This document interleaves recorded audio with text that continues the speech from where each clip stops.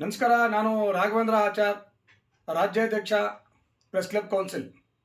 ಇವತ್ತು ವಿಚಾರ ಏನಂತ ನಿಮಗೆ ತಿಳಿಸ್ಲಿಕ್ಕೆ ಬಂದಿದ್ದೀನಿ ಅಂತಕ್ಕಂಥದ್ದಂದರೆ, ಇವತ್ತು ಏನು ಜಗದೀಶ್ ಚೌಧರಿ ಅಂತಕ್ಕಂಥದ್ದು ಬೆಂಗಳೂರು ಗ್ರಾಮಾಂತರದಲ್ಲಿ BJP ಅಧ್ಯಕ್ಷ ಆಗಿರ್ತಕ್ಕಂಥ ಜಗದೀಶ್ ಚೌಧರಿ ಈಗೇನು ದಾಬಾಸ್ಪೇಟೆಯಲ್ಲಿ ಹಾಲಿ ರೌಡಿ ಶೀಟರ್ ಆಗಿರ್ತಕ್ಕಂಥ ವ್ಯಕ್ತಿ ನಮ್ಮ ಪತ್ರಕರ್ತರ ಮೇಲೆ ಅವಾಚ್ಯ ಶಬ್ದಗಳಿಂದ ನಿಂದಿಸಿ ಅಮ್ಮ, ಅಕ್ಕ, ಬೋಳಿ ಮಗ, ಸೂಳೆ ಮಗ ಅಂತಕ್ಕಂಥ ಮಾತನ್ನ ಅವರು ಆಡಿ ಇವತ್ತು ಏನೋ ಜಗದೀಶ್ ಚೌಧರಿ ಸಮಾಜ ಸೇವೆ ತೊಡ್ಕೊಂಡು ಇರ್ತಕ್ಕಂಥ ವ್ಯಕ್ತಿ ಇವತ್ತೇನೋ ಮಾಧ್ಯಮದಲ್ಲಿ ಇವತ್ತು ಅವ್ರು ಮಾಡ್ತಕ್ಕಂಥ ಒಳ್ಳೆಯದನ್ನ ಇವತ್ತು ಗುರುತಿಸಿ ನಾವು ಪತ್ರಿಕೆಯಲ್ಲಿ ಕೂಡ ಪ್ರಿಂಟ್ ಮಾಡ್ತೇವೆ.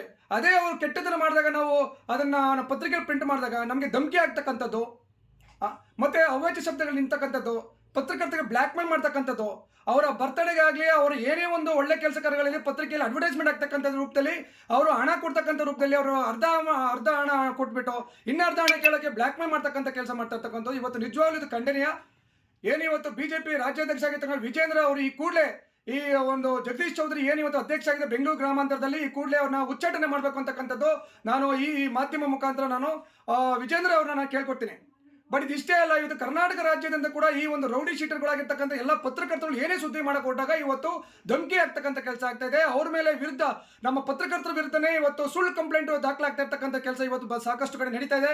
ನಾನು ತುಂಬಾ ಒಂದು ಮೂಲೆ ಕರ್ನಾಟಕ ರಾಜ್ಯ ಅಂತ ಇರ್ತಕ್ಕಂಥ ಮೂಲೆಯಲ್ಲೂ ಕೂಡ ಇವತ್ತು ಪತ್ರಕರ್ತರ ಸಂಕಷ್ಟಕ್ಕೆ ಒಳಗಾಗಿರ್ತಕ್ಕಂಥ ಇಂತಹ ಒಂದು ಕೆಲವು ರೌಡಿ ಚಟುವಟಿಕೆ ಇರ್ತಕ್ಕಂಥದ್ದು ಮತ್ತು ಅಕ್ರಮವಾಗಿ ನಡೀತಾ ಇರ್ತಕ್ಕಂಥ ಚಟುವಟಿಕೆಗಳು ಇರ್ಬೋದು, ಯಾವುದೇ ಇರ್ಬೋದು, ಒಂದು ಆಯಿಲ್ ಮಾಫಿಯಾ ಇರ್ಬೋದು, ಇಲ್ಲ ಅಂತ ಏನೋ ಒಂದು ಪ್ಲಾಸ್ಟಿಕ್ ಮ್ಯಾನುಫ್ಯಾಕ್ಚರ್ ಇವಾಗ ಆಲ್ರೆಡಿ ನಮ್ಮ ಇದರಲ್ಲಿ ನಮ್ಮ ಇಂಡಿಯಾದ ಪ್ಲಾಸ್ಟಿಕ್ ಬ್ಯಾನ್ ಆಗಿದೆ. ಅದು ಆ ಒಂದು ಫ್ಯಾಕ್ಟ್ರಿ ಕೂಡ ನಾವು ಸಂಬಂಧಪಟ್ಟಾಗ ಅದನ್ನ ಸ್ಟಾಪ್ ಮಾಡ್ತಕ್ಕಂಥ ಅಧಿಕಾರಿಗಳಿಗೆ ನಾವು ದೂರು ಕೊಟ್ಟು ಸಹ ಅವ್ರಿಗೆ ಏನು ಇವತ್ತು ಆ ಒಂದು ಫ್ಯಾಕ್ಟ್ರಿ ನಡೆಸ್ತಾ ಇರ್ತಕ್ಕಂಥ ಇದು ನಮಗೆ ಕೆಲಸ ಹೋಯ್ತು ಅಂತಕ್ಕಂಥ ನಮ್ಮ ಮೇಲೆ ಸುಳ್ಳು ದೂರು ಕೊಟ್ಟು ಇವತ್ತನ್ನ FIR ಮಾಡ್ತಕ್ಕಂಥ ಕೆಲಸ ಇವತ್ತು ಪತ್ರಕರ್ತರ ಮೇಲೆ ಇವತ್ತು ನಡೀತಾ ಇದೆ. ಇವತ್ತು ಇದನ್ನ ಖಂಡನೀಯ. ಇದು ನಮ್ಮ ಏನಿವತ್ತು ಜಗದೀಶ್ ಚೌಧರಿ ಅವರು ಏನಿವತ್ತು ಅವಾಚ್ಯ ಶಬ್ದಗಳಿಂದ ಇವತ್ತು ಪತ್ರಕರ್ತರ ಬೆಂಗಳೂರು ಗ್ರಾಮಾಂತರ ನೆಲಮಂಗಲದಲ್ಲಿ ಇರ್ತಕ್ಕಂಥ ಪತ್ರಕರ್ತರಿಗೆ ಇವತ್ತು ಏನು ಅವಾಚ್ಯ ಶಬ್ದಗಳನ್ನು ನಿಲ್ಲಿಸಿದರೆ ಇದು ನಿಜವಾಗ್ಲೂ ಪತ್ರಿಕೋದ್ಯಮದಲ್ಲೇ ಇದೊಂದು ದೊಡ್ಡ ಕಪ್ಪು ಚುಕ್ಕಿ ಅಂತಲೇ ಹೇಳ್ಬೋದು. ಮುಂದಿನ ದಿನಗಳಲ್ಲಿ ಏನು ಇವತ್ತು ಈ ಜಗದೀಶ್ ಚೌಧರಿ ಅವರು ಈ ಕೂಡಲೇ ಕ್ಷಮೆ ಯಾಚನೆ ಮಾಡಬೇಕು. ಕ್ಷಮೆ ಯಾಚನೆ ಇವತ್ತು ಅಷ್ಟೇ, ಆದರೆ ಅವ್ರನ್ನ ಗಡೀಪಾರು ಮಾಡ್ತಕ್ಕಂಥ ಕೆಲಸ ನಾವು ಮಾಡ್ತೀರಿ. ಅದು ಪತ್ರಕರ್ತರು ಕೈಗೆ ಕಪ್ಪು ಬಟ್ಟೆ ಕಟ್ಕೊಂಡು ನಾವು ಪ್ರತಿಭಟನೆ ಮಾಡೋಕ್ಕೆ ಆಲ್ರೆಡಿ ನಾವು ಎಲ್ಲ ಪತ್ರಕರ್ತರಿಗೂ ಸಭೆ ಕರೆದಿದ್ದಾರೆ.